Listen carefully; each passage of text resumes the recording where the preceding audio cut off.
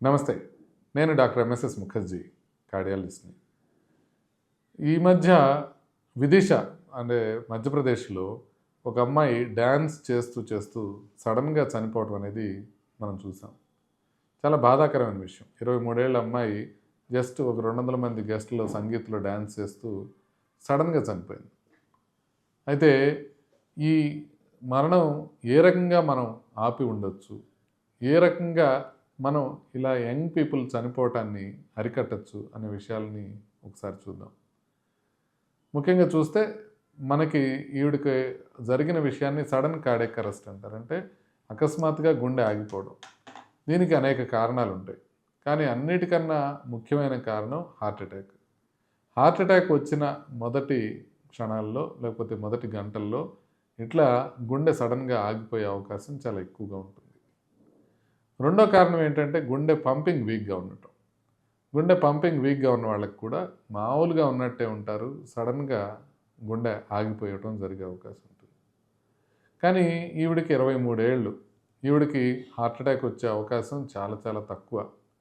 మరి ఈవిడ ఎందుకు పడిపోయి ఉండొచ్చు? ఒకవేళ కోవిడ్‌తో కానీ లేకపోతే వ్యాక్సిన్స్‌తో కానీ హార్ట్ అటాక్ వచ్చిందా అనేది మనం ఆలోచిస్తే మనం డైరెక్ట్గా దానికి పోస్ట్ మార్టం చేయకుండా దానికి సమాధానం చెప్పలేకపోవచ్చు. కానీ మనకు ఉన్న ఇన్ఫర్మేషన్ ప్రకారం ఆ అమ్మాయి వాళ్ళ 12 ఏళ్ల బ్రదర్ కూడా ఇంతకుముందు సడన్గా చనిపోవడం జరిగింది అని తెలుస్తుంది. అలా జరిగినప్పుడు మనం అర్థం చేసుకోవాల్సింది ఏంటంటే ఇది ఒక హెరిడిటరీగా వస్తున్న సమస్య అని. అలా హెరిడిటరీగా వచ్చి సడన్ కార్డియాక్ అరెస్ట్ అయ్యే సమస్యలు కొన్ని ఉంటాయి. వాటిల్లో హార్ట్ అటాక్ కాకుండా వేరే జబ్బులు ఉంటాయి. ప్రధానమైన జబ్బులు ఏమిటి అంటే హెచ్ఓసిఎం అని, ఏఆర్విడి అని, సిపివిటి అని, long QT short QT syndromes అని, బ్రుగాడా సిండ్రోమ్ అని. ఇవి ప్రధానంగా అలా సడన్ కార్డియాక్ అరెస్ట్లకి గురయ్యి ప్లస్ ఫ్యామిలీలో మనకి ఈ ప్రాబ్లం ట్రాన్స్మిట్ అవ్వడానికి ఉండే అవకాశం ఉంటుంది. సో వీటిల్లో ఏది అనేది మనం ఎలా తెలుసుకోవాలి అని అంటే కొంత పోస్ట్ మార్టం స్టడీస్, కొంత జెనెటిక్ స్టడీస్ చేసి చూసినట్లయితే మనకి కొంత మేరకు అవగాహన వచ్చే అవకాశం ఉంది. సో ఎందుకు ఇది తెలుసుకోవడం ముఖ్యం అంటే ఫర్ ఎగ్జాంపుల్ వాళ్ళు 4 సిబ్లింగ్స్ అయితే ఇప్పుడు 2 చనిపోయి ఉంటే మిగతా 2 ఖచ్చితంగా చెక్ చేయించుకోవాల్సిన అవసరం ఉంటుంది. అంతేకాకుండా వాళ్ళ కజిన్స్ వాళ్ళు కూడా ఈ విషయంలో చెక్ చేయించుకోవాల్సిన అవసరం ఉంటుంది. వాళ్ళ పేరెంట్స్కి ఒకవేళ వాళ్ళ బిగ్ బ్రదర్స్ కానీ సిస్టర్స్ కానీ ఉంటే వాళ్ళ పిల్లలు ఏమైనా ఉంటే వాళ్ళకి అందరికీ జెనెటిక్ టెస్టింగ్ కౌన్సిలింగ్ చేసుకోవాల్సిన అవసరం ఉంటుంది. ఇకపోతే కాబట్టి మనకు తెలిసిందేంటి ఒకళ్ళు ఎవరైనా సిబ్లింగ్ చనిపోతే మిగతా వాళ్ళు టెస్ట్ చేసుకోవడం అనేది కంపల్సరీ. అదేవిధంగా ఎవరైనా కళ్ళు తిరిగి పడిపోతుంటే ఇప్పుడు సడన్గా ఎక్సర్సైజ్ కానీ డ్యాన్స్ కానీ చేస్తూ కళ్ళు తిరిగి పడిపోతున్నట్లయితే వాళ్ళకి బేసిక్ టెస్టులు చేసుకోవడం అనేది కంపల్సరీ. తర్వాత ఇలా అకస్మాత్తుగా అసలు చిన్న వయసులోనే కారణాలు ఏమీ తెలియకుండా సడన్ కార్డియాక్ అరెస్ట్‌తో చనిపోయిన వాళ్ళకి మనం పోస్ట్ మార్టం నిర్వర్తించడం కూడా చాలా చాలా ముఖ్యం. ఇక మూడో విషయం మనం ఫస్ట్ నుంచి చెప్తున్నది సిపిఆర్ చేయటం అనేది అందరూ నేర్చుకోవాలి. ఇప్పుడు కొంత మేరకు అవగాహన పెరగడంతో సిపిఆర్ చేస్తున్నారు. కానీ ఆ సిపిఆర్ ఎప్పుడు చేయాలి అనేది సరిగ్గా తెలియకపోవడం వల్ల నార్మల్గా మాట్లాడుతున్న వాళ్ళకి లేకపోతే స్పృహ తప్పి పడిపోయిన తర్వాత మెలకు వచ్చిన వాళ్ళకి కూడా సిపిఆర్ చేసేస్తున్నారు. కాబట్టి అసలు రెస్పాన్సివ్గా లేకపోతేనే అంటే గాలి పీల్చుకోకుండా లేకపోతే పల్స్ తెలియకుండా అదేవిధంగా ఏమాత్రం పిలిస్తే పలకకుండా కంప్లీట్గా రెస్పాన్స్ లేకుండా ఉన్న వాళ్ళకి మాత్రమే సిపిఆర్ చేయాల్సి ఉంటుంది. అందరికీ సిపిఆర్ చేయకూడదు.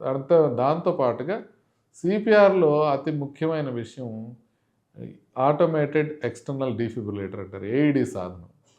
ఈ ఏఈడి సాధనం ఉంటే కనుక ఇలాంటి వాళ్ళు బతికి బయటపడిపోయే అవకాశం చాలా ఉంటుంది. కానీ ఈ ఏఈడి పరికరం చాలా చోట్ల అందుబాటులో ఉండదు. ఇంతకుముందు నుంచి నేను చెప్తున్నట్టుగా పబ్లిక్కి అందుబాటుగా ఏఈడీలో ఉంచుకోవాలి. అదేవిధంగా ఇట్లా 100-200 మంది గెస్టులు ఉన్నప్పుడు ఆ గెస్ట్ హౌస్లో కానివ్వండి లేకపోతే కన్వెన్షన్ హాల్స్లో కానివ్వండి కంపల్సరిగా డీఫిబ్రిలేటర్ ఉండేటట్టు చూడటం, ఆ డీఫిబ్రిలేటర్ ఏ విధంగా ఉపయోగించాలి, ఏ విధంగా తెచ్చుకోవాలి అనే విషయం ముందుగానే అక్కడ గుమికూడే వాళ్ళందరికీ తెలియజేయటం కంపల్సరిగా చేయాల్సిన అవసరం ఉంటుంది. ఒకవేళ అదే కనుక జరుగునుంటే ఇప్పుడు మనకి పరిణితి గారు మన ముందు నవ్వుతూ నిలబడేవాళ్ళు. అంటే మనం చేయాల్సింది ఏంటంటే పెద్ద పెద్ద ఫంక్షన్ హాల్స్‌లో ఏఈడీ పరికరాన్ని అందుబాటులో ఉంచటం. ఒకవేళ ఇలా జరిగితే వితిన్ సెకండ్స్ ఆ ఏఈడీ మెషిన్ పడిపోయిన వ్యక్తి దగ్గరికి తీసుకెళ్ళగలిగి అది ఆపరేట్ చేయగలిగిన ట్రైనింగ్ గనక ఉంటే మనం ఇలాంటి వాళ్ళని దక్కించుకునే అవకాశం ఉంటుంది. వాడు మనం నేర్చుకోవాల్సిందేంటి? ఒకటి వీళ్ళ బ్రదర్ చనిపోయినప్పుడే వీడికి కంప్లీట్‌గా టెస్ట్ చేసి ఉండాల్సింది. చేసే ఉండొచ్చు. దాంట్లో రిజల్ట్స్ ఏమున్నాయో మనకు తెలీదు.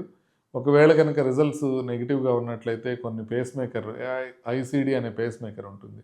అది పెట్టినట్లయితే అది లోపల నుంచే షాక్ ఇచ్చి కాపాడే అవకాశం ఉంటుంది.